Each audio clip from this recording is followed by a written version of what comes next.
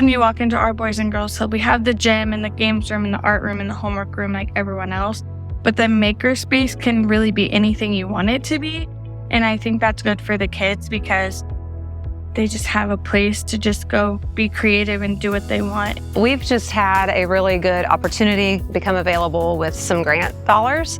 And this has allowed us an opportunity to introduce something brand new to our building.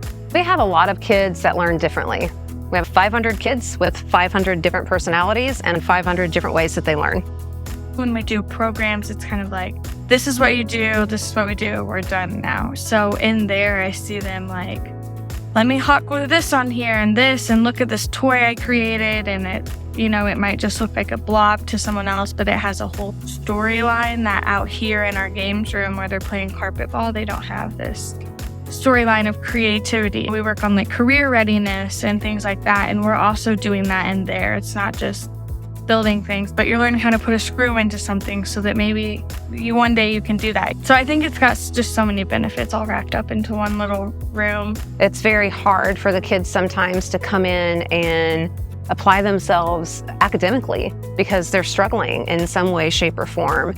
Or it's hard for them to kind of find where they fit.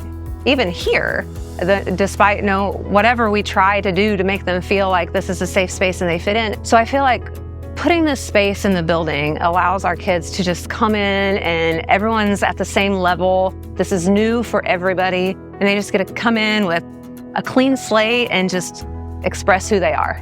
The sky is literally the limit. I'm just excited. Hard to put into words exactly how we feel, but I'm excited.